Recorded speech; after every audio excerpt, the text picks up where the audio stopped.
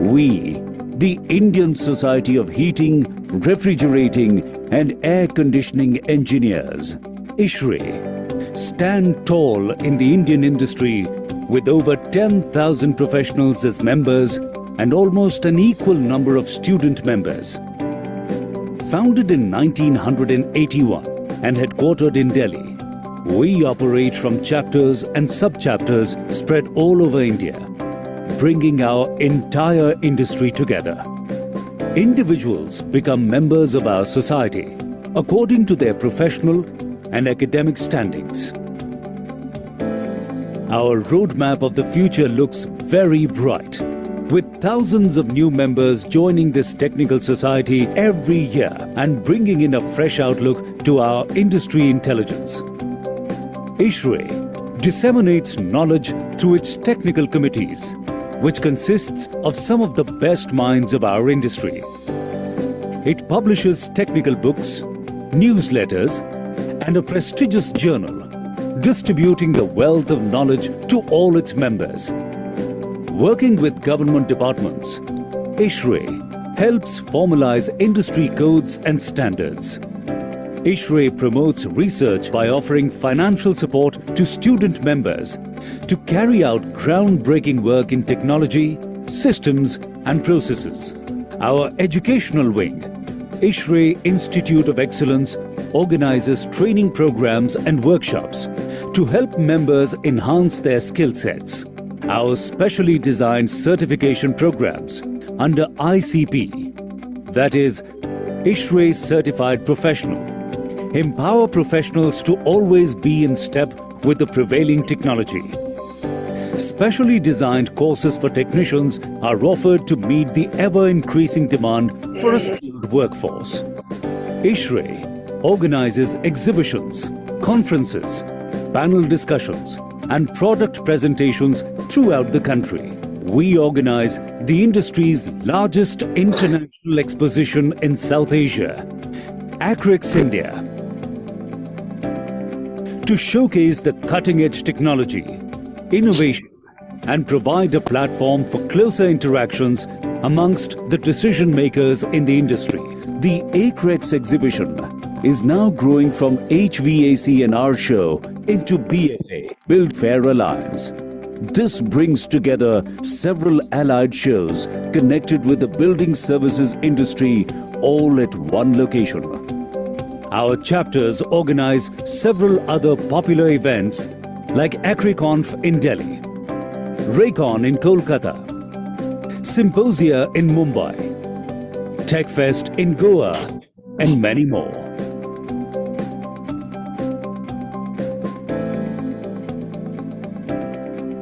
We are committed to provide training and career guidance to our student members through seminars, lectures, quiz contests and site visits. A Quest, a prestigious quiz competition, organized by ISHRAE to catalyze the transformation of the budding engineering professionals.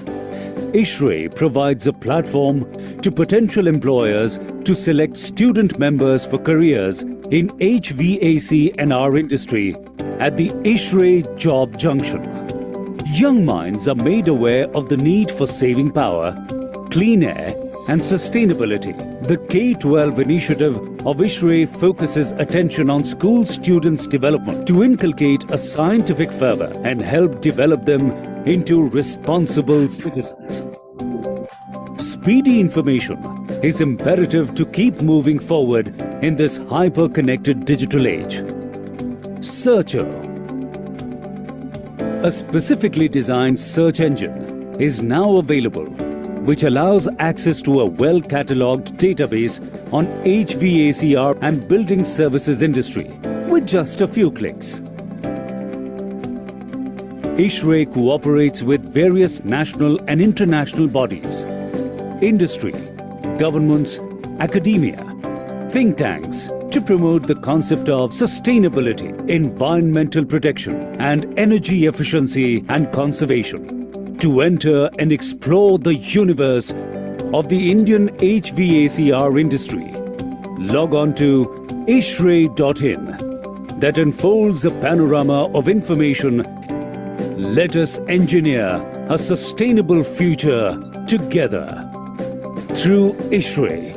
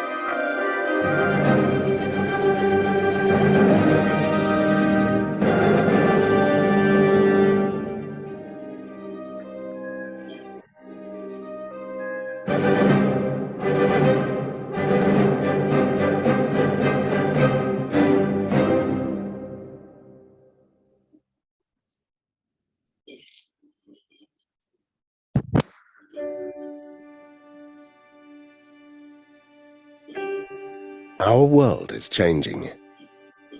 Cities are growing, food is moving faster, further, and we want healthier, more comfortable lives. These changes are driving up the demand for energy. So who's enabling more energy-efficient homes, cities, and industries? Armacell. We understand the world's energy demands and engineer solutions that make a difference. Solutions that help save energy, lower costs, and reduce emissions. As a global leader in equipment insulation, we are tackling the energy challenge, since the smallest things have the biggest impact. We manufacture equipment insulation, engineered foams and aerogel blankets, helping homes to optimize energy efficiency in solar applications, skyscrapers to reduce energy losses in air conditioning and water piping, trains to provide fire-safe insulation, onshore pipelines to prevent corrosion under insulation, and wind turbines to make renewable energy production possible. We invest in new technologies, focus on superior product performance, and constantly innovate thinner, lighter and more environmentally friendly products, so we can help cities meet the needs of energy distribution and enhance living comfort through thermal and acoustic insulation. Our vision is shared by 3,000 employees around the world who make Armacell a trusted and reliable partner and support our customers in more than 100 countries, where every individual has a passion to make a difference in our mission to enable a more energy-efficient world. Discover how at armacell.com.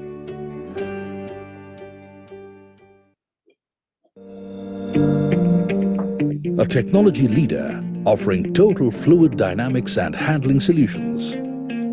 KSB attributes the highest importance to optimal quality and customer care, because for us, The customer is our world.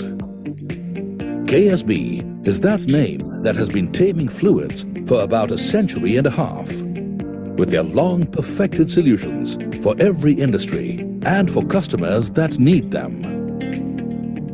Established in 1871 in Germany, today the group has over 90 companies, employing over 16,000 employees and with a turnover of over 2.3 billion euros, and is one of the leaders in this field worldwide. Heir to this lofty tradition of technological leadership, KSB came into existence in India in 1960 with its first factory in Pimpri in Pune. Today, KSB in India manufactures and offers an illustrious star cast of pumps, valves, and a tight array of services from 5 ultra-modern factories across India, fulfilling the needs of a diverse and knowledgeable domestic and international customer base. And now, to cater to the growing demands of the energy sector, KSB is poised to set up yet another state-of-the-art manufacturing facility in Shirwal, near Pune. So whether it is submersible pumps or pumps for nuclear reactors, several innovative solutions have made their debut on the shop floors of KSB in India, with the objective of offering best-suited solutions to our customers' needs and with the intention to be ahead of time all the time. When customers describe their needs, we listen intently. Sometimes it may mean a standard pump or a valve, and sometimes a whole tailor-made solution. We have set for ourselves high standards, often as high as the highest building for transporting water, fresh water, hot water, and even water for firefighting, to a host of offices, airports, and industrial complexes. In the power sector, we help to produce more power with less fuel and ensure cost effectiveness in the most critical conditions. And that's why our excellence is energy in constant motion. In the petrochemical and refinery sector, our pumps and valves perform with choreographed finesse in handling hazardous and cryogenic liquids. Our products handle extreme pressures and temperatures effortlessly, whether it is for handling water or aggressive and corrosive fluids, or viscous and solid-laden fluids in industrial processes. KSB pumps have been relentlessly working in the agriculture and irrigation sectors for decades, reliably supplying water to farms and fields across the length and breadth of the country. Even when it comes to pumping with non-conventional energy sources in rural India, we romance the life-giving element, water, with great panache. When it comes to handling wastewater and effluents, our products perform responsibly and with grace. Your wish to expect the best from us inspires us to keep innovating and offer the best to you. KSB, our technology, your success, and that's a promise.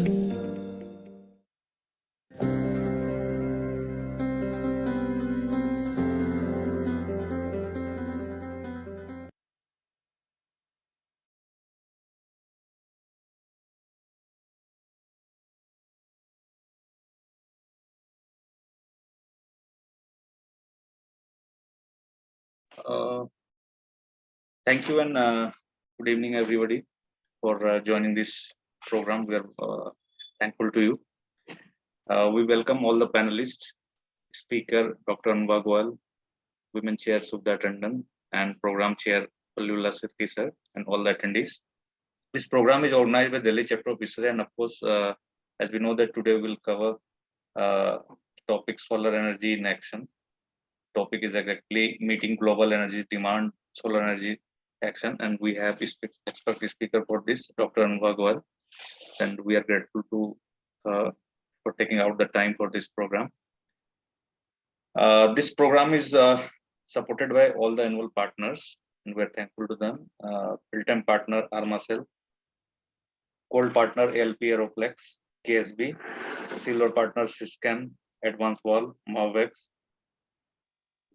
Other annual partners, ISHRAE, Paramount Poultry, Keflex, and membership partner Standard Refrigeration. So without further delay, I request Women Chair Subha Madam to introduce Dr. Anubha Goel in front of us. So over to you, ma'am. Thank you very much. Thank you so much, Tapasji. I welcome all the panelists and all the participants to this workshop. Without any further ado, I'll quickly introduce Dr. Anubha Goel. She needs actually no introduction. She's an eminent speaker, but I'll quickly introduce her to the participants. Dr. Anubha Goel is a leading researcher in IEQ, Indoor Environment Quality Management, leading to healthy buildings in sustainable built environment. She received Leadership Award, Indoor Environment Lead Award at the ACIEQ 2019. Dr. Goel has been a faculty member at IIT Kanpur since 2010, post 2 years of environmental consulting experience in USA. She is a graduate of GB Pant University, IIT Kanpur, and did her PhD in USA on spatial and temporal variations in occurrence and behavior of pollutants in the atmosphere. Her research involved both on field and in laboratory studies and has led to several publications on emissions from indoor combustion sources and quantification of health impacts. Currently, research is underway in examining factors, structural and behavioral influencing IAQ and how interventions can influence occupants' perception towards acceptance of an indoor microenvironment. She's a perfect and a great speaker, and it's our opportunity to have a workshop from her. Without any further ado, ma'am, I would pass on the session to you. And thank you so much for being here with us. Dr. Subha, thank you very much for the welcome address. You have praised me too much. I hope the audience will find my talk and my way of speaking to their advantage. Definitely. I welcome all the audience and thank them for taking the time to be attending this talk today. Please remember that you can be writing your questions in the question answer section of the Zoom setup, and towards the end I will be glad to answer any questions that are there. I will now share my screen and start with the talk.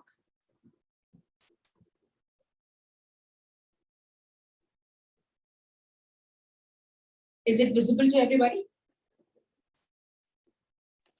Yes, ma'am. Okay, I'll probably start on the just a second. Tapasji, how do I? Okay, sorry. I can start it. All right, I have started it in the slideshow mode. You see it in the slideshow mode now? No, still it in. Not in the slideshow mode. Yeah, please click. How Yeah. about now? Now it's fine. That's Please fine. go ahead. Yeah. Okay. So welcome everybody to today's talk, on which I will be focusing on the solar energy and why it is going to be a very important factor so that we can meet the global energy demand in the time to come. This slide gives you a brief outline of what I will be talking about. Initially, I will be introducing the concept of solar energy, what we mean by it, how it is generated and stuff. Then we will look into why we actually need it in the first place, what technologies are available to make solar energy. Then we will also take a brief view into towards the net zero concept and primarily for residential buildings. I'll be talking about a few case studies from based on the studies from a few countries to show you why it is going to be a very important aspect and a useful one as well. I will end by talking about the international initiatives that are being taken towards the increased use of solar energy. This will include the United Nations Sustainability Development Goals, talking about the Global Solar Council and the International Solar Alliance that is being headed by India at this point in time. And in the end, I will give you a very brief overview of the solar energy initiatives that are being conducted at my institute, IIT Kanpur.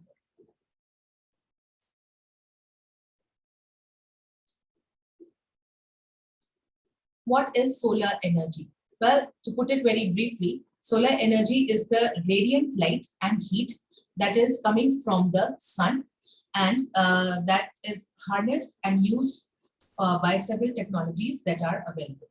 The sun basically generates the solar energy through the fusion mechanism, in which primarily your hydrogen atoms are fusing together to form helium. Helium, deuterium, tritium, and a couple other things as well. But most importantly for us, it is releasing in the energy that is coming to us as the solar energy. As the line states, during the process, some of the mass is converted into energy. As we remember, E is equal to mc square. So some of the mass is getting converted to the energy that is reaching us.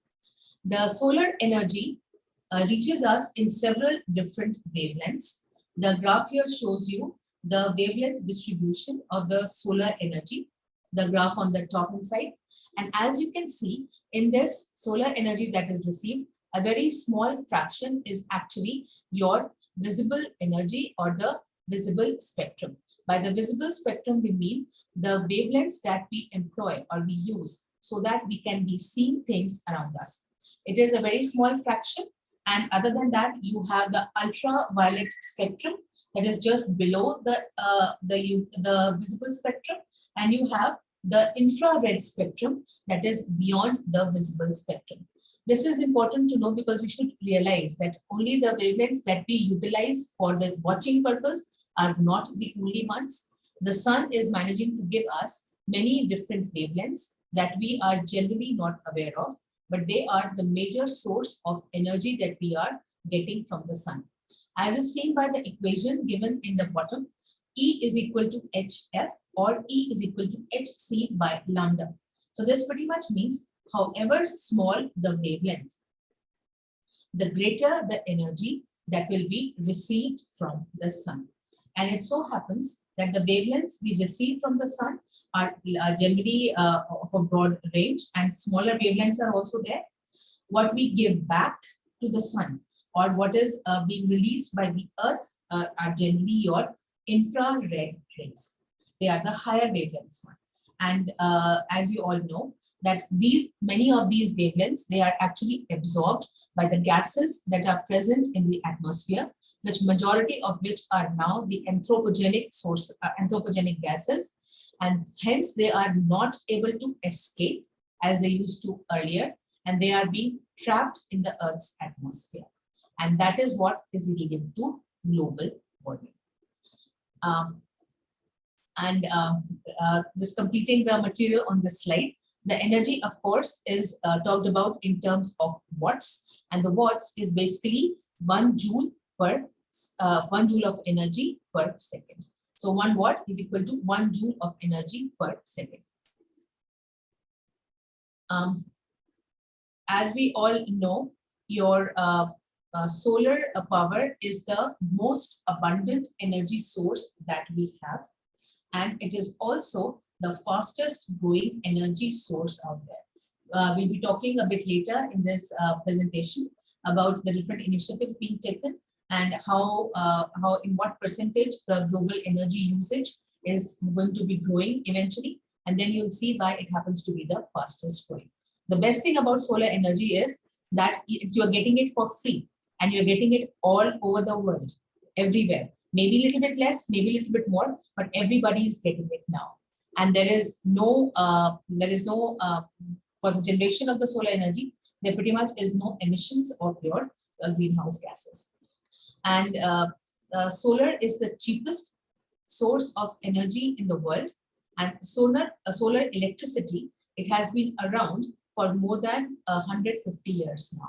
It has been around since 1839, where the concept of the photovoltaic effect, which pretty much means that the ability of an electric current to be generated because of the heating of the system from the sun. This was realized as far back as 1839. Then in 1941, the solar panel was discovered or developed. And eventually it was the commercial application or the commercial panel was put out by the Bell Laboratories in 1954. So in a sense, we have had the panel for less than 100 years, roughly 70 years now, but the knowledge about the electrovoltaic concept, electrovoltaic effect has been there for almost 200 years now. So how does the energy techniques, how do they proceed and what do they actually do? Well, on this slide, I'm talking only about the PV or the photovoltaic panel. There are a couple of other things I will be talking about in the other slide also. So basically, the solar technology that converts the sunlight into electric energy is known as the photovoltaic effect, and that is done using the photovoltaic panels. The process you actually can see briefly on the figure on the top right, that is showing you how the solar energy being received on the panels can get converted into the electricity that can be utilized to run your bulbs and other electric appliances as well. This energy can be utilized to generate the electricity, or it can be stored as well in batteries. So we have the solar batteries available and the solar panels storage system as well. So that is quite useful now. Okay, now let us move on to the basic question. After looking at that, what is solar energy? Basically energy from the sun that we are now managing to convert into the electricity for regular use. So why do we need it in the first place? Well, we need this because of several reasons. The most important ones being that the current energy fuels that are being used, primarily your fossil fuels, they are beginning to run out in stock. And at the same time, by using them, we are resulting in the formation of a lot of greenhouse gases, primarily your carbon dioxide, which absorb the radiance from the earth, and they are blocking the high wavelength rays from the sun, being emitted by the earth to be going back. So they are increasing the greenhouse effect. So basically, by the use of the solar energy, you can reduce the greenhouse gas reduction. And secondly, it is preventing the pollution that is related to the other sources of energy. I'd like to point out that solar energy is a major renewable source. It is not the only one. As we know that we have the wind energy also that is being used quite a bit, but solar energy is generally more easily doable and more easily accessible than the wind energy. And this is getting slightly more importance than otherwise. And the other thing to keep in mind, because of the need for solar energy, is that the number of people on the planet is increasing day by day. And because of that, and the urbanization is rising very, very fast. In India, by 2050, they are predicting that 70% of our population will be living in the urban areas. And in the urban areas, that means those are going to become the major centers that will be requiring the energy. And so if you do not have the requisite or are not putting things in place at the right time, this might actually result in a great energy crisis. And solar energy, because of the use of the solar panels, this might actually be providing a way out. So what are the basic solar energy technologies? There are three different ones listed over here. The first one is the photovoltaic energy. As we had seen, this can directly convert the light to electricity. Photovoltaic effect, and they're called the photovoltaic panels for that reason. The second one is concentrating solar power, or CSP. The heat is being used from the sun primarily to drive electric turbines. Utility scale. So pretty much utility scale means whatever you're requiring at the utility, based on that in general, you are utilizing the sun's energy to drive the electric turbine.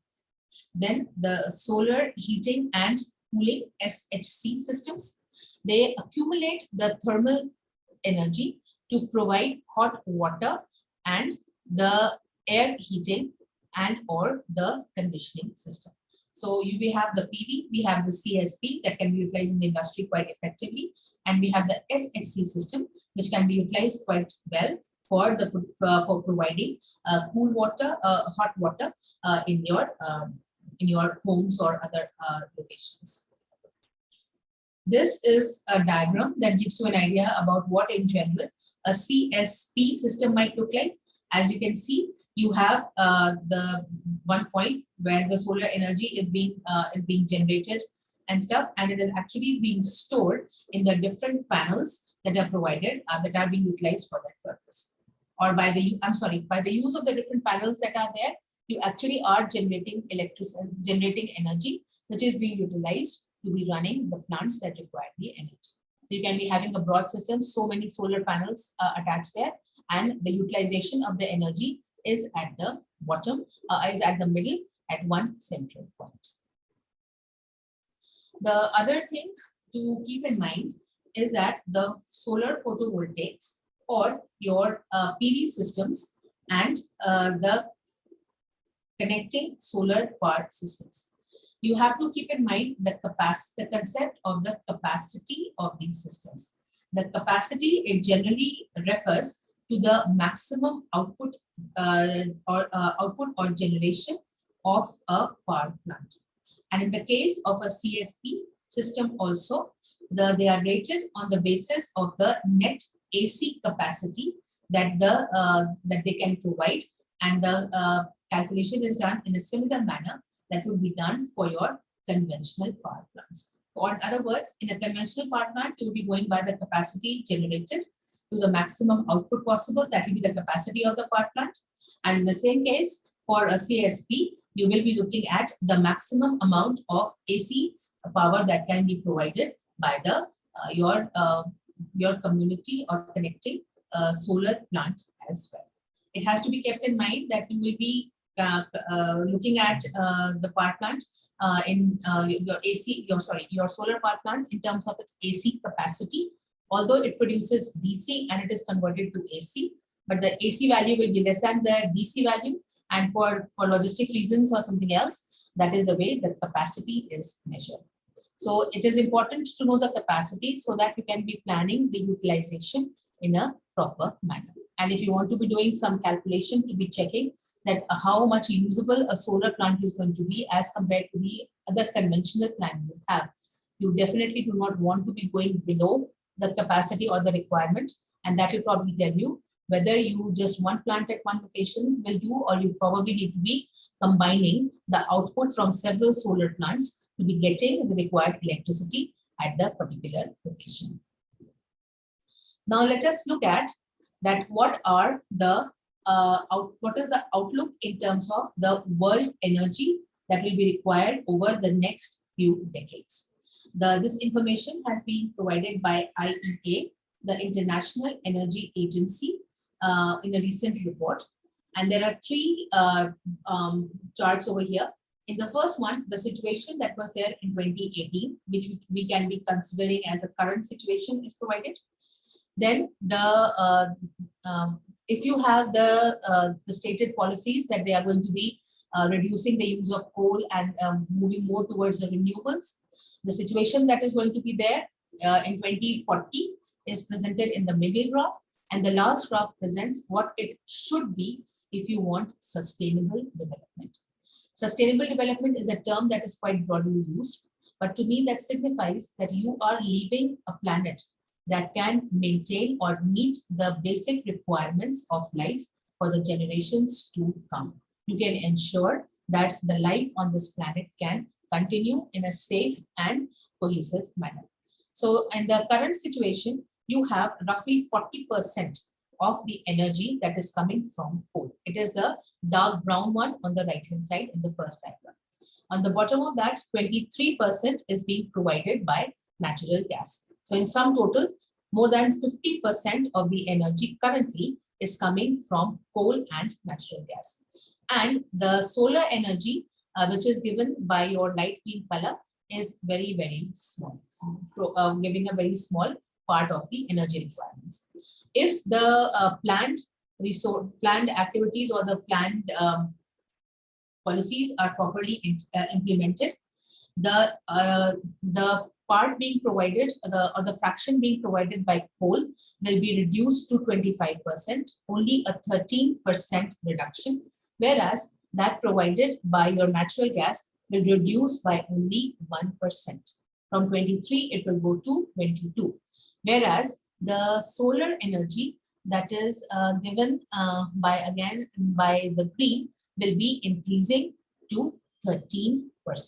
So from a current roughly 1 or 2%, there's going to be a good jump.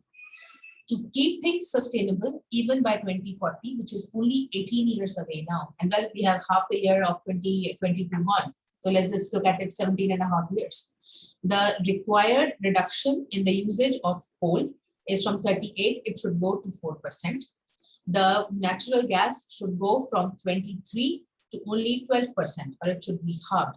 Whereas the jump in the share of the solar energy should be 21%.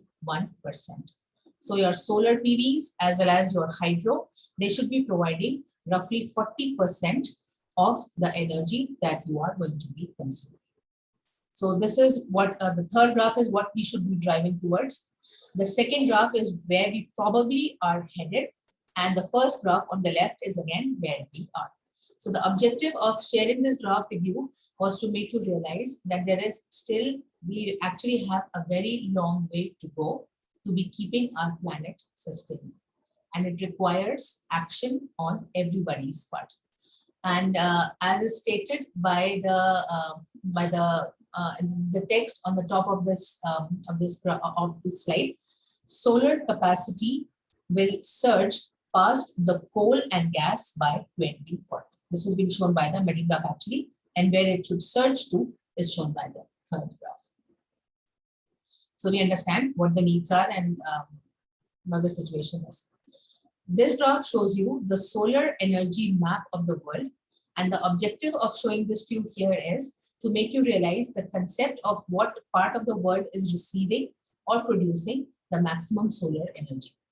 Between the Tropic of Cancer at 20 degrees north and between the Tropic of Capricorn, 20 degrees south, this is called the tropical zone. And this is the area that will be that contains the equatorial line also at 0. And this is the part of the world where you get the maximum sun's heat, because this is the part that gets the sun rays direct on it most of the time. And so as you can see that this is covering more than 2/3 of Africa. It is covering a good part of Asia as well. This is covering more than half of India. And of course, it is covering primarily most of the Middle East. This is also covering 2/3 or well, roughly half of your South America, in which the green part that you see and the slight red part on the right, on the left, is actually Brazil. Brazil is doing very well in terms of the energy that it is producing from the sun. I'll show you some statistics a bit later. The other country you should be looking at is Australia. Australia is the one that actually manages to get the maximum of the sun's radiation. Australia has the highest average solar radiation from the sun, and it is more than any other continent in the world. They actually have recently promised to reduce their emissions by 43%, which is a very, very big number. You will see that they are planning to increase their solar productivity or the solar capacity also by more than double in the years to come. And however, the not so good part, and I'm sure most Australians would not like to see what is noted on the second bullet, is that their current use of solar energy is low, with solar energy accounting for only about 0.1% of Australia's total primary energy consumption. They are planning to increase it quite a lot, but they have they also have a long way to go and lots of things to do. But the good thing for them is that they have the potential. If they maximize it, they can be getting quite a lot of benefit from that. Right now in Australia, the use of coal and diesel petrol is among the maximum. They are also the country which is having among the highest reserves of the coal per se. Okay, let's look at the energy systems potential for nearly net zero energy residential buildings. So the first thing on this slide is to realize or to think about what we mean by net zero and why is it important. The concept of net zero, as the term suggests, is that you are not the amount of energy that you are producing and the amount of energy that you are consuming are the same. You are utilizing some renewable energy resources in your homes, if you are talking about residences, and whatever you are producing is equal to what you are consuming. So you pretty much are not taking any energy from the system. So that is the net zero energy residential building. In our IIT Kanpur also, we are aiming towards a net zero and net zero carbon campus in the next few decades. It's still a long haul. We are working to figure out how much energy is being consumed by the different buildings and looking into it. But that is a start we have made by deciding that we need to be going that route. And it might seem now that net zero energy buildings is a long shot. It might probably is not achievable. But what we don't realize that probably it's going to be a reality sooner than later.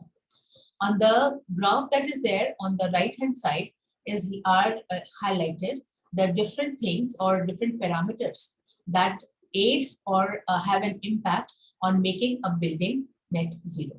The first one is the orientation. By orientation, it means the orientation towards sunlight. If your building is oriented right and you are getting enough sunlight in through your windows and doors and otherwise, that pretty much means that you can be working during the daytime in the sunlight only, and you do not require to be using any electric lights. This might also mean that it is oriented such that there is a lot of ventilation going on properly in the house. The house is constructed that way. That is being covered in point number 3, design and the passive strategies, primarily to ensure that the ventilation system is good and you are minimizing the use of coolers and ACs and even heaters in the winter time so that your energy consumption is reduced. The second one is the location. In terms of location, it would mean that if you are located, location could probably mean how close or how far from your highways or from your green areas you are located. That will also have an impact on the quality of air that you are receiving. That will impact your health. And the fourth one is the renewable and active strategies. So renewable and active strategies pretty much means that how much of the renewable energy generation technologies you are utilizing. You might be using some solar panels. You might be using some ways. You might be using solar cookers. We'll talk about them in one of the later slides. There are so many different strategies you might be having. So basically, a sum total of this will be that you will reduce the energy consumption in your homes. One of my group members are also doing a research study on that. And you might actually achieve or get close to the net zero energy as soon as possible. And in that sense, you are minimizing your carbon footprint also. So my one question to the audience right now is, why do you think the residential aspect or the residential sector is important and why are we considering it? I'll give you guys 10 seconds. Please think about it and I'll get back and give you the answer within a 10-second frame.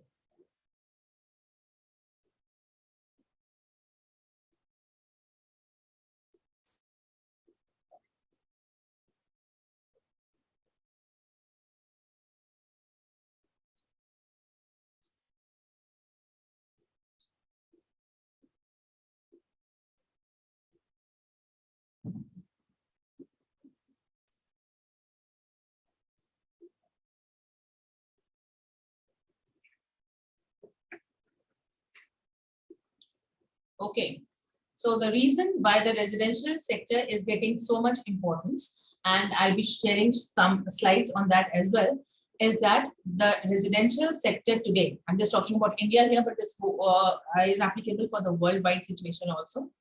It is contributing among the most, at least a quarter, to the total electricity consumption in 2020 in India. And because of, as I mentioned, the increase of urbanization and coming up of more high-rise buildings and more people moving towards the urban locations, there is going to be a greater need for the use of electricity in the residential sector. And one of the biggest consumers of electricity in the residential sectors is also your HVAC system, which pretty much means that a lot of energy is being utilized for keeping the buildings cold or cool during the summers and it warm during the winters. And this actually brings into focus again the aspect of design and the orientation of the building. That if you can be optimizing these, you probably can be limiting the amount of energy that is required for keeping the buildings cool or warm.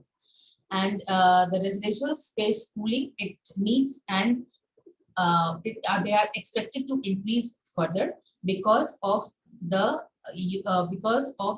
rising household incomes, as well as the increasingly increased warming climates.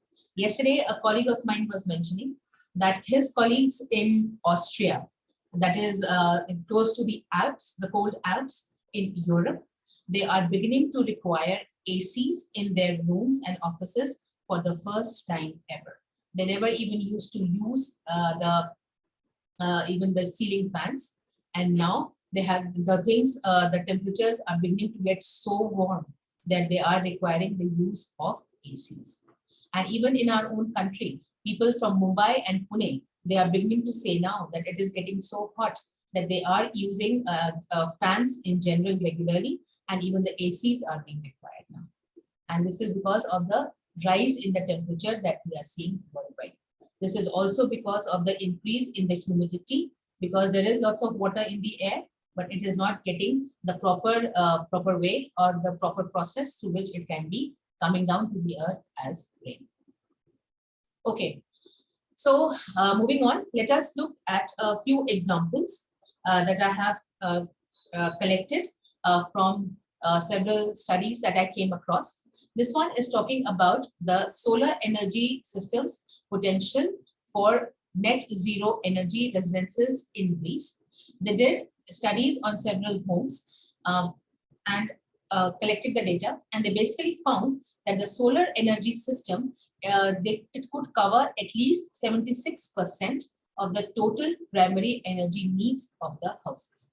And the implications of the study are that the buildings can be thought of as an almost net zero buildings if you are utilizing a solar combi system for space and water heating along with a small photovoltaic system as well. So you are putting the solar and the water heater panels also, that is the SHC, the techniques that we had looked at in the previous slide, and you are putting a PV panel also that is providing you the energy to be utilized in the different places in the houses.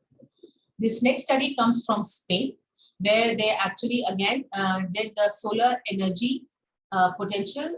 They looked at the solar energy potential in Andalusia, and they found that the photovoltaic arrays were, they installed the photo arrays on the houses and all residential buildings in the area, and they were able to generate quite a lot of electricity. And this again would be making things easier, and they would not be requiring any energy to be taken from the system and might be able to give it back to them also. This third one is talking about the situation in Saudi Arabia. As we had seen that this is falling in the tropical zone, almost the entire Middle East, and Saudi Arabia being a big country that gets a lot of energy. They did this study, and they found and they looked at the studies that were the houses that were implementing the International Energy Conservation Code, which is IEC, and those buildings they were equipped with a passive solar water heating system and the grid connected solar PV system. So they again, as in the case was in the study from Spain, they were also having a solar water heating system, and they were having a grid connected solar system as well. And they also found that in their way also, more than 75% reduction in the energy consumption as compared to the electric water heater system also.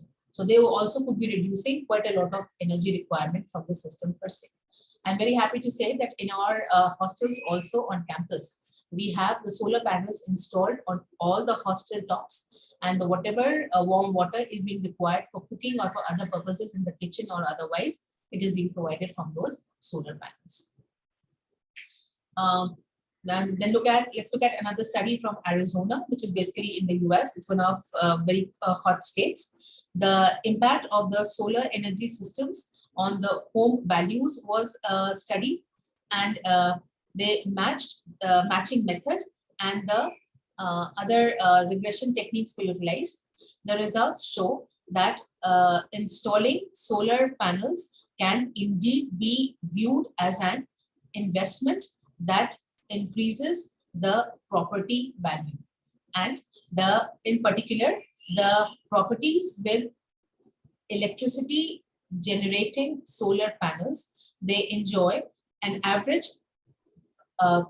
premium of approximately $45,000. That's quite a big amount on their home values. So pretty much shows that if you are investing in solar energy in your home system as well, so you probably are going to be getting quite a good benefit. So it's going to be good return for the investment also. So I like this picture. That is why I put it on the slides over here. This is showing you the situation in Australia. The usage of solar energy in Australia is primarily by homeowners, and by primarily it is coming from the small scale solar energy usage as well. And I was listening to some program in which they were mentioning that I believe it was the city of Melbourne, they have pretty much reduced the use of more than 4 in 5 houses. They are utilizing the solar energy quite extensively. So as we had seen in the previous slide, it is the country that is getting the maximum amount of solar energy. And in this manner, they are reducing the demand that is being laid on the grid. The the energy production requirement of the country are being reduced. At the same time, I think that on an energy security basis also, since every house is producing more than 85% or 70% of its energy requirements, if there happens to be any catastrophe or any attack or something, there is not going to be a complete energy outage in the entire country per se. So this can be looked at as a security thing for the country as well. We'll be looking at it a bit more detail in the next few slides. Now I will talk about some of the international initiatives towards the increased use of solar energy. The 3 things I'll be talking about here is going to be the Sustainability Development Goals that have been set by the UN, the Green Solar Council, that is basically an industry group, and the International Solar Agency that is being headed by India and is doing quite a good work in terms of its collaboration internationally. The UN Sustainability Development Goals, it's a very one of the most important terms that is being used worldwide now. Lots of research and lots of collaborations happening so that we manage to meet the sustainability goals of the UN. The question that comes to mind is which SDGs they are actually related to solar energy, and the answer is SDG 3, which is talking about the good health and well-being, and SDG 7, that is talking about affordable and clean energy. As would be the case in case of SDG 3, more and more facilities they need to install solar panels. This is becoming a requirement in India as well, but in many states they have made it compulsory for the new buildings coming up to be having solar panels on the top. And the main reason is they provide reliable and cost-effective electricity. In the case of your SDG number 7, it is providing affordable, reliable, and sustainable form of energy that is being generated. So if you are investing or want to know about solar energy and what is being done more, you might want to be looking up on the UN Solar SDG pages and be looking more closely at the goal number 3 and goal number 7. This slide summarizes basically the picture shows you that how a solar farm sort of or outside an industry, they can be laying the solar panels on the ground and getting the energy. And what is the importance or benefit of that? The solar energy, because it's reducing the use of your, as we have seen before, the use of your fossil fuels. It is reducing the production of toxic pollutants. And in 30 years, the average rooftop solar panel system, it can reduce the pollution up to 1,000 tons of carbon dioxide, depending upon the size of the population that you're talking about. You can also charge your electric vehicles using the solar panels eventually. And I found this information and I thought it was interesting. More than 250,000 people were employed in the solar energy sector or industry in the US in the year 2019. That was 3 years ago. I'm sure the number has grown quite a lot after that as well. Okay, so having talked about the Sustainability Development Goals, now let us look at the Global Solar Council. Global Solar Council, it unites the solar energy industry, or it is basically a non-profit body that is representing the national, regional, and international associations, as well as leading the solar sector corporations. So in a sense, it is the industry that are interested and they want to be working in the solar energy sector. They are coming together under the umbrella of the Global Solar Council. It was founded in 2015 in Paris Climate Conference as a private sector response to the climate emergency. The Global Solar Council, it brings together associations from both establishing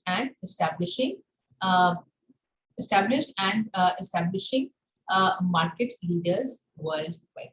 So it is not too old, it is just since 2015, 7 years old, but they have been quite actively involved. The campaign that they are working on quite effectively, or I should say more intensely, is the empower people to join the race to net zero with solar PV. So basically solar photovoltaics is what they are focusing on. And from the newsletter that I get from their website and also other readings that I was doing, I came across some interesting information which actually highlights the fact that why solar energy is beneficial to us in several different aspects. 4 of those are going to be covered in the next few slides. The first one, it is beneficial for the individual. Well, why is it beneficial for you? It is beneficial for you because because it is the solar panels, they not only yield the environmental benefits, they also make the financial sense. So on the sense of the financial aspect, and also that you are getting clean energy in your homes, that is important. So they had outlined 5 reasons why you should invest in solar panels. First one is you are getting the benefit from the energy sharing and decarbonization. Decarbonization primarily means that you are reducing the use or the presence of carbon dioxide in the environment as a whole. That is beneficial because you are minimizing or mitigating or adapting to the effects of the presence of greenhouse gases. You are also your own energy provider. As I mentioned earlier, you can rest assured that any emergency per se, it will not be a problem for you. You are saving more and you are increasing the efficiency. You are earning the additional income as well. How are you earning the additional income? If you are producing energy that you do not need, you can be giving it to the system, and in one way or the other, you will be getting some benefit or money from there. And you can also promote yourself from the market point of view also. So there are several ways in which you can be getting benefit by installing the solar panels. The second one is that it is benefiting the grid. How is it benefiting the grid? Well, it is reducing the pressure on reducing the grid stress. For instance, we have the case when you have the peak hour requirement of energy and the non-peak hour requirement of energy. We have in India also several days during the festivals where the load on the system is so high that we have a lot of energy cuts, electricity cuts. If you are producing your own energy, you don't have to worry about that. And the power grid can be utilized to be providing energy to those locations or areas that require them urgently, or they are in greater need of energy than we are. So the system can be maintained properly. The other one is that it is reducing the power losses. Before we look at, pay attention to the information I have noted on the small block in the middle. I found that the energy that is being generated worldwide, we are losing up to 10% of all of the energy generated, electricity generated, sorry, in the transportation process of the electricity. So if you are generating and utilizing the energy or electricity at your own home, you do not have to worry about the energy or power loss. That loss is being minimized as well. So it is being beneficial to the system as a whole. Two more points. You are reducing the electricity cost. Well, you are manufacturing the electricity yourself. You do not have to be worrying about paying the money to the agency or the generators to be transporting it to your house. That part is cut off completely.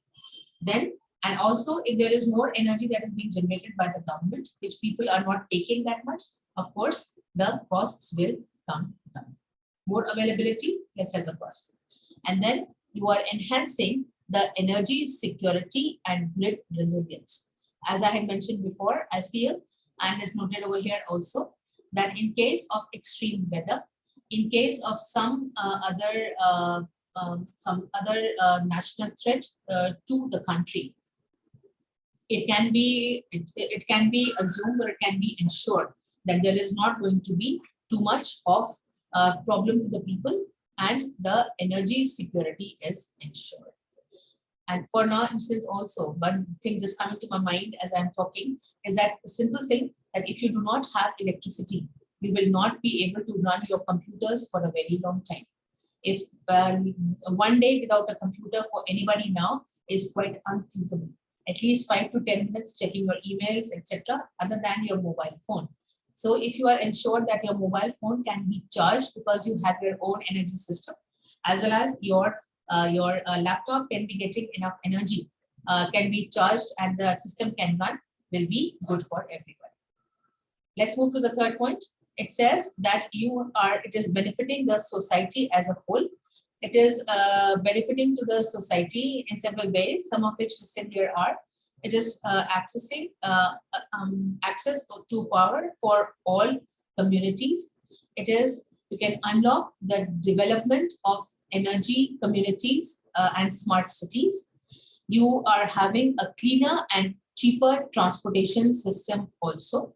And it is you can be having a booming green economy. And you can also be having energy security in the form of your energy sector. The last point, the last benefit that is listed here is the benefit for the planet as a whole. Well, the first thing is that we are reducing the emissions of greenhouse gases. We are reducing the planetary warming, basically because of the reduction of the greenhouse gases. And we are also moving towards the collective goal of carbon emissions reduction. So we are working together as a whole to be realizing the goals of making the planet sustainable. And in addition to the healing, to the healthier air, we are also distributed solar PVs can also generate enormous savings. You are not having to pay for the transportation of your electricity. Once you have set up your PV panel and getting the electricity, you are probably reducing the energy costs over the due course of time. This is also that what they had noted is that here's how much CO2 emissions solar PVs can reduce in the following vicinities annually. In case of the hotel or office, up to 5 to 10 tons. In the case of the logistics center, up to 50 tons. And in the case of an industrial plant or a large car dealership, more than 100 tons also. So you can be accounting yourself as a responsible citizen who is making the efforts to be moving towards a sustainable planet. This I found was quite interesting. They are supporting the Solar Cooker International, and this is primarily happening in Kenya and other Asian countries, where they are teaching the people how the solar cookers initiative, it is making an impact at the this is what had been noted on their website on different activities that were going on. They had provided these solar panels inside boxes to be providing the proper support system to these ladies, and the pictures are being taken. And the most important thing on the slide is that one solar cooker, it can preserve more than 1 ton of wood every year. Given the fact that deforestation is a big issue, given the fact that more than 50% of the forested areas in the Nile Delta, it has been destroyed, and that in India we are counting forestation as the main source in which we will be meeting the carbon dioxide reduction goals in our country. The importance of maintaining the woodland or the wooded area or the trees is very, very important. So this highlights that importance to me here as well. This was a picture that was apparently taken at a recent meeting that they had during the COP27, where they highlighted the importance of moving towards the making things more easily accessible and more manageable for the countries, and in terms of providing initiatives to the industry so that the movement towards a greener planet and cutting down the carbon dioxide emissions can be maintained. This is some of the information we read about them. We're getting low on time, so I'm not reading on that. Now, the third initiative that I want to be highlighting is the International Solar Alliance. This primarily was proposed by Mr. Narendra Modi in 2015, and it came into being in the future years.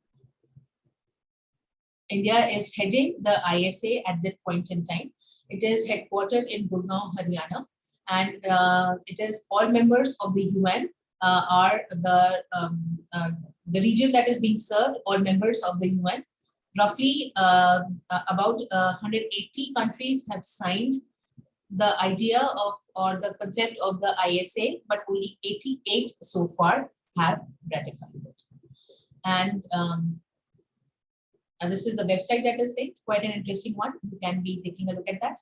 And in the photograph, you can be seeing the launch of the ISA a few years ago in 2015 or so.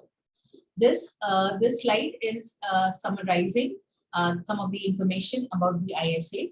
ISA has signed an agreement with the World Bank has signed an agreement with the ISA. I'll talk about it in the next slide. And it is what ISA is representing.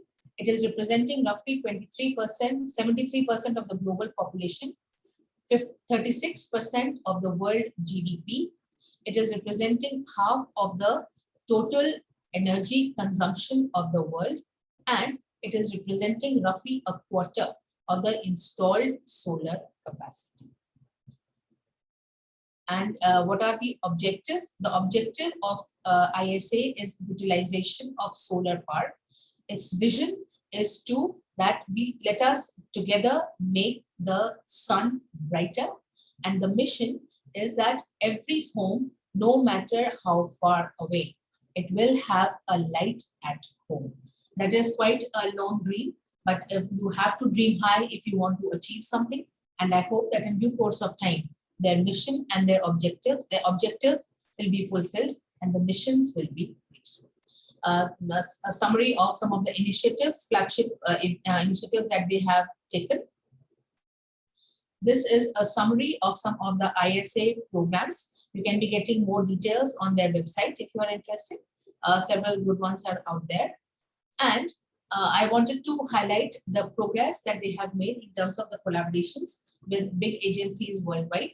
The World Bank is working with them to provide sustainable renewable risk mitigation initiatives for mobilizing this thing in roughly 20 countries. The World Resources Institute, WRI, it is helping with the development of a road map for mobilizing this much money, roughly $1 trillion in the solar sector. The Global Green Growth Initiative, that is, has joined hands or joint fundraising for the deployment of 1 million solar irrigation systems. In India, we already are having, probably that is a way that we are funding the use of small solar energy systems to be raising the groundwater and providing it to the farmers. I'm forgetting the name of that scheme, but it is apparently having lots of success in the regions of UP and Haryana.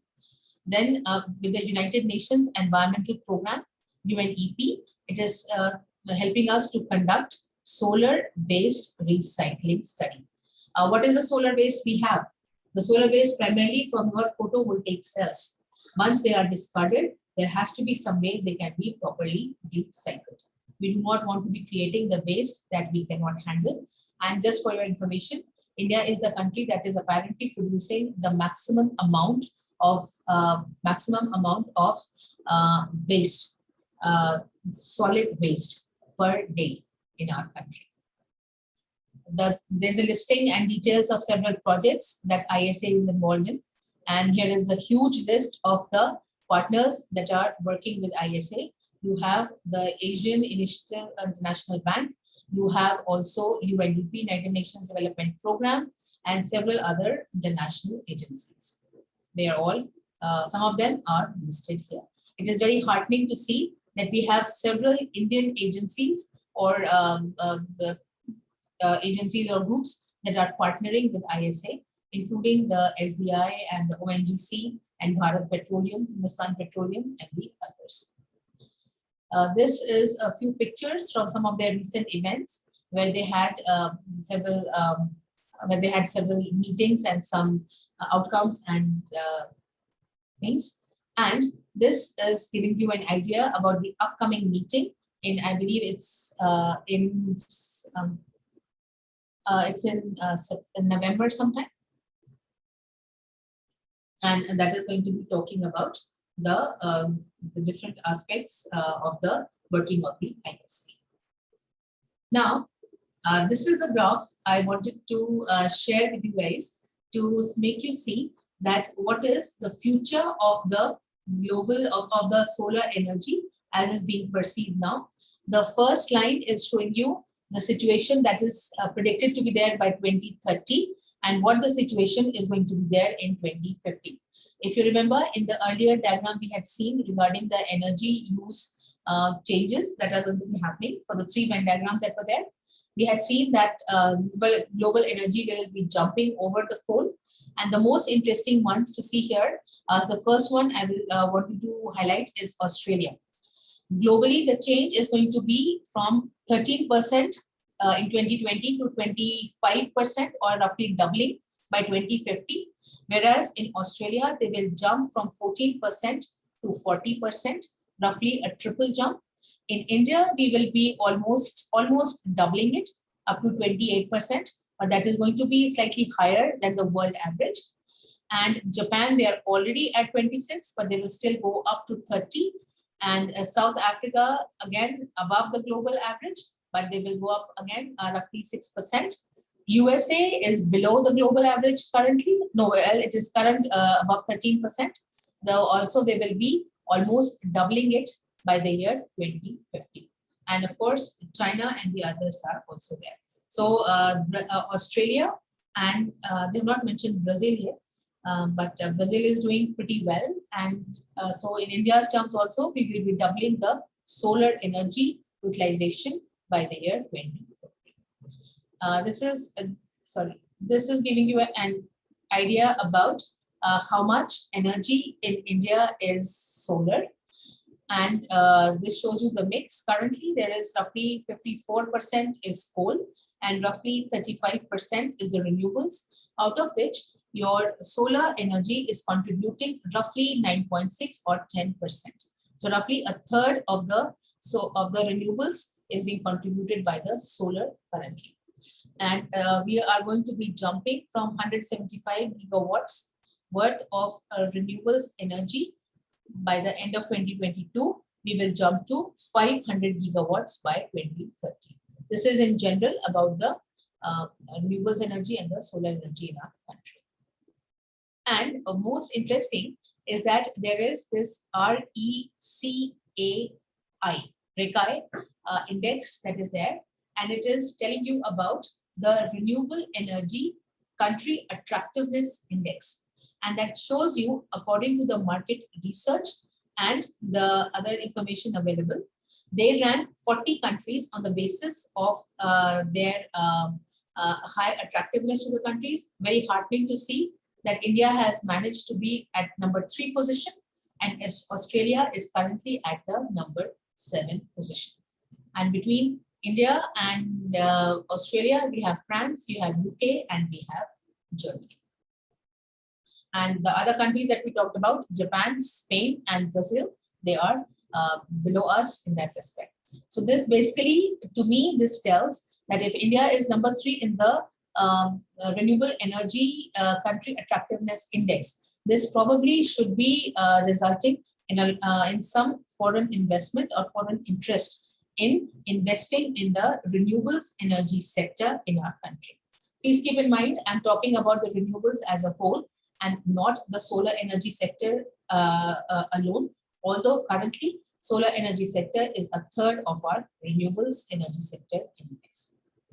And in terms of Brazil, recently Brazil, they have surpassed the 5 gigawatts in large scale solar PV power plants, and they are currently the 4th fastest growing country in installed solar photovoltaic capacity. So they are going way ahead in terms of their capacity per se, working hard on that. Now, towards the end, I'll take another few minutes and I want to give you some information about the solar energy initiatives and that have been taken care of in IIT. We have been working on it for quite a while, and more than a decade ago, we had the Solar Energy Research Enclave that was founded at IIT Kanpur. This was supported by the Ministry of Power and IIT Kanpur working on it together. And it was towards the working towards a device for modeling and characterizing and improving the efficiency of energy usage, and primarily 4 or 5 different departments, and mostly the electrical engineering department was involved in it. So that is where it started from.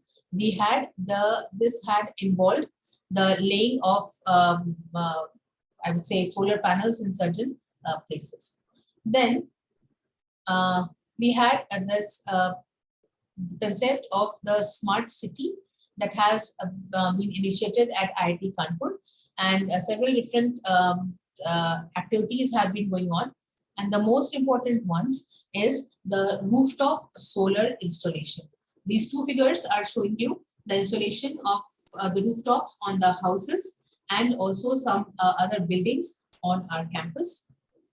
And currently, roughly 100 kilowatts of power is totally being distributed at 20 houses locally. And we are also integrated with the IITK distribution network. And to my understanding, the system is going to be connected to the city distribution that has been provided to IITK, so that we will be able to give back in due course of time the energy that we are contributing, that we are consuming in our network. And a couple of slides. There were a couple other things that were there, but I will move on to the next slide. I now want to move on to the concept of the greenhouse farming. So as we had seen, that the greenhouse effect pretty much means that you are managing to trap the solar energy inside the atmosphere by the presence of certain gases. The similar concept is involved in the greenhouse farming. You are managing to get the sun's energy through your polyhouse, and the sun's energy is not managing to get out of the polyhouse because the system is being covered by the polyhouse and some other mechanisms. And basically, you are creating a warm environment for the plants in which they can grow properly. So in many cases, the optimum for the growth of every plant, there is an optimum range of temperature. And for most plants, it is going to be in the range of 22 to 26 or 27 degrees centigrade. And if you are managing to do that inside your polyhouse, and so you are moving towards the concept of greenhouse farming. What we have, and this is again, this diagram is showing you that concept, that you pretty much have the sun's rays coming in. The sun's rays, the energy that reaches inside is not able to travel outside that easily because it is being stopped by the cover and the mechanism, and so that the plants are getting a more warmer environment. Or in other words, it is trapping the sun's energy inside and keeping the plants warm. And again, you can see the diagram on the bottom that gives you an idea about the different wavelengths that are being received. This again gives you more information on that. I now want to tell you that we worked on a project in on our campus as part of a master's project, in which the objective was to design a system using which we could grow plants inside a polyhouse in the very cold areas of our country, primarily as cold as Leh and Ladakh, where you have the soil temperature the temperature in the air can be -40 for -40 degrees centigrade most times of the year, and the sun's rays are quite intense, but the ground is so cold that the plants are not able to grow. Just to see what we could do, we decided to use the solar energy to be heating the water that was provided to the plant root, and creating the system, and also putting some method by which the energy could be maintained inside the polyhouse.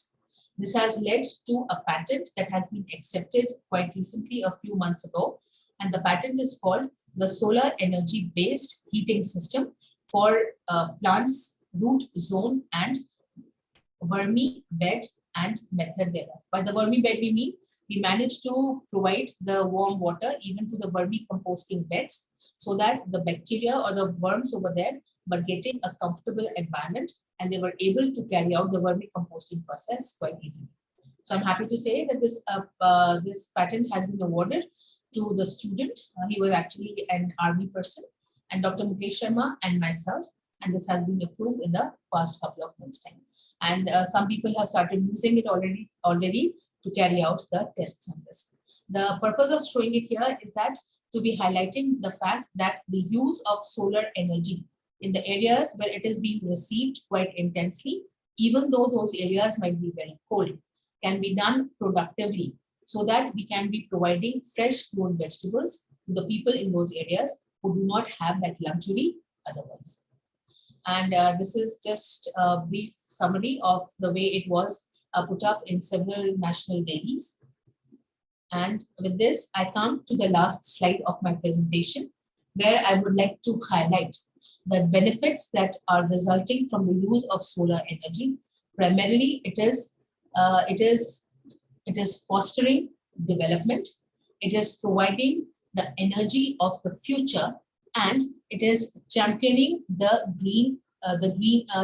gender parity. It is providing, by gender parity, it means that the women who are not permitted to be doing, not permitted, or they have their social limits or cultural limits, they are also getting a chance to be utilizing the concept of the solar panels and stuff at home or within closed localities, and be getting used to having a better system of work. For instance, the use of the solar cookers, that will be quite helpful for these women also. And in the end, we are pretty much getting clean and affordable energy. So the benefits are a lot. It now rests on us to be moving ahead and realizing that today's resource is leading towards a brighter tomorrow. I thank you all very much for your patience and your listening to me. I'll be happy to be taking any questions from the audience. Thank you all very much. Thank you very much, ma'am. Thank you very much for this great presentation and knowledgeable one also. You have elaborated very well regarding the energy demands and solar energy in action in India and globally as well. You have talked about the renewable energy also. So these are the future. It's according to us, as you said, how we are taking this and how we're going to apply in your life. So few questions are there. I would like to take Should I one. turn off the sharing and get on the screen, or should I leave the presentation on? Yeah, just a minute.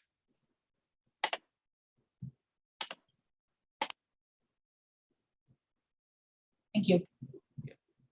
So first question is from Mr. Rajiv Bhatia. When is solar energy seminar is going to achieve? Okay, just a minute. Could you please, next is Mr. Neeraj Kumar, could you please elaborate some more about photon in light emitted by sun? Hello.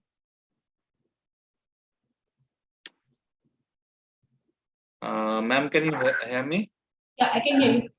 So one question is there from Mr. Neeraj Kumar. Could you please elaborate some more about photon in light emitted by sun? I could elaborate more on what is. I'm not able to get the question actually. About photon in light emitted by sun. Photon in the light emitted by sun. Okay, Yes. It is primarily a part of the energy production or energy produced by the sun. You pretty much have the coming together of the hydrogen molecule, hydrogen ions. They are combining, forming one kind of molecule and then going away again, then desegregating, and eventually they will be combining to form the helium. And some of the photons, that is your photons are your charged particles. Some of them would also be getting probably released, and primarily we are thinking and talking about the energy aspect. What is the policy on solar power installation in India across various regions? Suresh Sharma is asking. What is the policy for? Solar power installation in Solar India. power installation. Yeah, solar power installations in India and across various regions.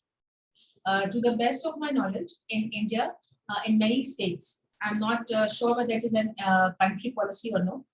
In the residential sector, they are requiring the whatever high-rise buildings or they are coming up in the commercial domain, they are required to install photovoltaic panels on their buildings. In the government is also coming up with several projects in which they are asking the people to giving them the initiative so that they are putting the solar panels and generating the solar energy per se. Even for the schools and all, they are beginning to say that let's see if you can be providing the energy utilizing the solar energy. Okay. Next question is from Mr. Vishal. What is the average cost of generating 1 kilowatt of energy by solar panel in North India? I'm sorry, I have not done that, so I'll not be able to answer that question much.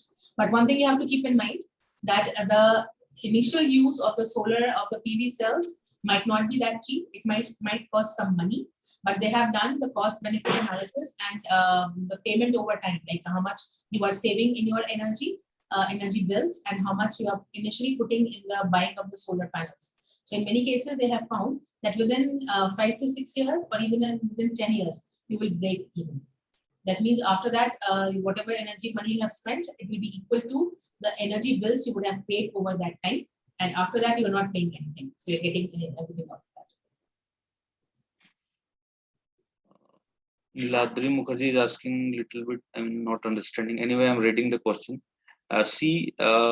We find problem in project, whether it is green or not, until the government makes a policy, every medium of large project must have solar panel. What is your opinion on this?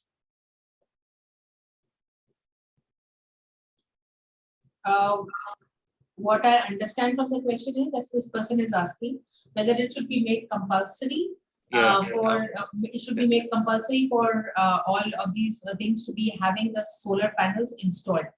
Yeah, Well, for that the would be large a good project, every large, medium or large- large project. medium or large projects. Yeah, I'm yeah. sure that the government is having a policy in that respect. So I'm not aware of it. I have not looked into that. But but we have to keep in mind that for the projects, depending upon their energy requirements, the setting up of the solar panels might be quite expensive. And for projects, you will be requiring a lot of energy. You will be having probably the construction instruments running and the other things running as well. So to be providing that much energy might require a large solar farm. So that might not be practical. Moving to the next question, ma'am.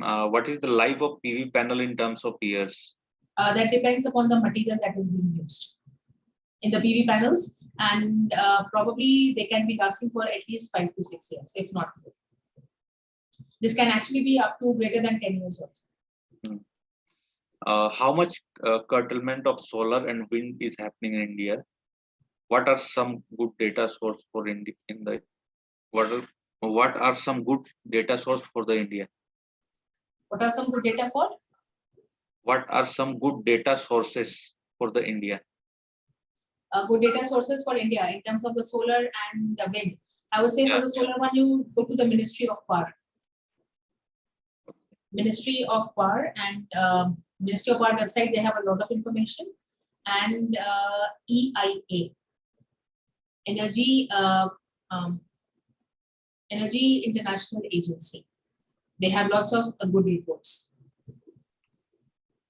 Land reforms and land related laws are deterrents to the promotions of commercial solar plants. Is government working to create an agency for resolving these land related issues? I'm not aware of that. Sorry. How much, I think this question is asked again.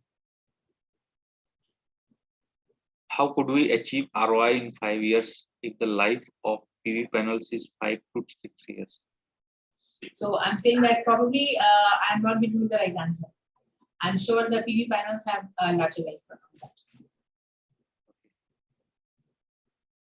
So I think I will say that the life of the PV panels and the cost they are putting it out for will be commensurate.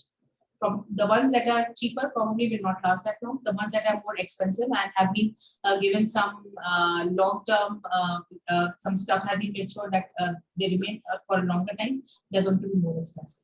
And that is why people are doing quite a bit of cost-benefit analysis. I hope that answers. Ma'am, yeah, I think we have done for the Q&A session, and we have taken all the questions, and I'm seeing the chat box also, there is no question. So all the question was on its way, what we have taken. So I think it was one of the great workshop, ma'am, and I think we'll make another program in this topic as well, because many questions are coming. So it is showing that how much interesting this topic is. So we'll bother you again for this topic in near future. Yeah, okay. I sincerely appreciate the ISHRAE for giving me a chance to be sharing my views on this. And again, lots of thanks to the people who have participated. So thank you very much, ma'am. And again, thanks to all the annual partner, Armacell, LP Reflex, KSB, Syscam, Advanced Wall, Morvex, Andrees Hydro, Paramount Quality, KFlex, and Standard Refrigeration for supporting each and every event of Delhi chapter of ISHRAE on year basis. And again, once again, we request everybody who is non-member of Delhi chapter of ISHRAE, please join us, because that motivates us definitely. There is nothing much thing to do for join ISHRAE. You will have to go to the website of ISHRAE or Delhi chapter of ISHRAE. You can type on Google, you will find it. There is a small link over there to join ISHRAE, and there are two type of membership. First one is 3 years for 3 years, and second one is 10 years. After filling all the detail, you will get it done for the payment link. After having payment, you will be the member of Delhi chapter of ISHRAE. And related documents will be courier or delivered to you within 7 to 15 days from the headquarters side. So thank you very much once again. Any final words from you, ma'am, and then we will close the session. Well, I just say that I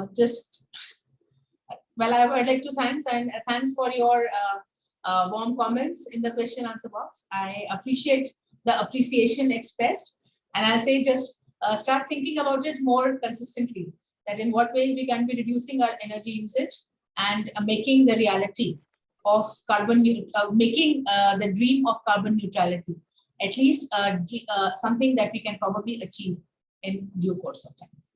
Thank you all very much. Thank you very much. Thanks, Tapas, for moderating so nicely and reading out the questions for us. Thank you very much. Thank you. So with your note, I'm closing the session for the day. Okay.